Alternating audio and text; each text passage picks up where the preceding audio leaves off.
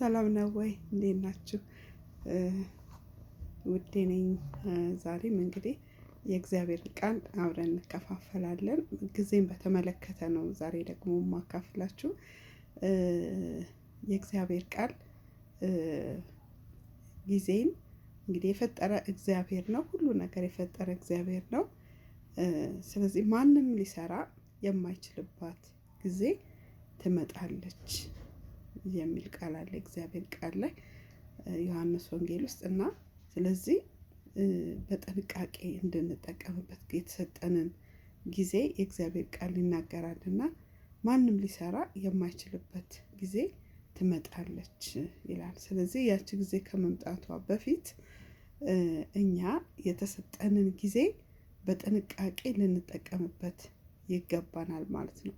በሌላ ስፍራ ደግሞ ዘመኑን ዋጁ ይላል። ዘመኑን ዋጁ፣ ብልሆች እንድንሆን ዘመኑን እንድንዋጅ የእግዚአብሔር ቃል ይናገራል። ቀኖቹ ክፉዎች ናቸውና ዘመኑን ዋጁ፣ ዘመኑን እንድንቆጣጠረው እንድናውቀው እግዚአብሔር ቃል ይነግረናል።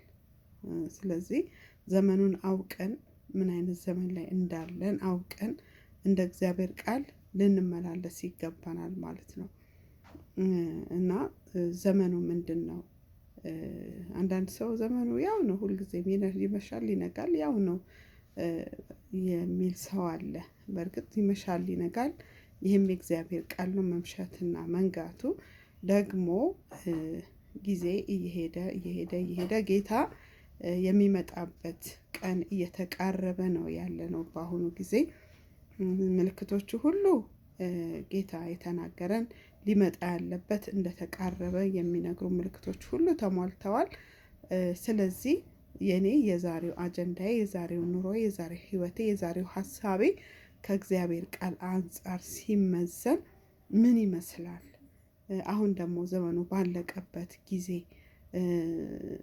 የኔ ዘመን ደግሞ ምን አይነት ነው? በቃ የኔ ዘመን ጌታ መቼ እንደሚወስደኝ አላውቅም። ስለዚህ ዘመኑን የአጠቃላይ ያለውን ዘመን መዋጀት አለብኝ።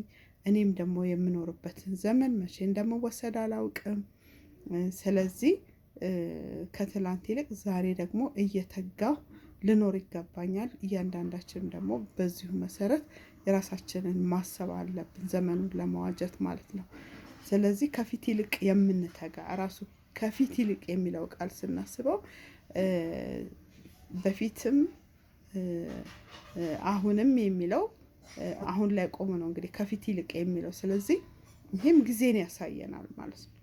ስለዚህ ዘመኑን ልንዋጅ የት ጋር ነኝ ያለሁት፣ በፊት እንዴት ነበርኩ እንደ እግዚአብሔር ቃል ብዬ ማሰብ ይኖርብኛል ማለት ነው። ምክንያቱም ሁሉም የምናስበው ሀሳብ ነው ወደ ተግባር የሚመጣው ማለት ነው። እንደዚሁ ወደ ተግባር የሚመጣ ምንም ነገር የለም። እንደዚሁ ዝም ብሎ በቃ በተአምር ወደ ተግባር የሚመጣ ነገር የለም። የምናስበው ሀሳብ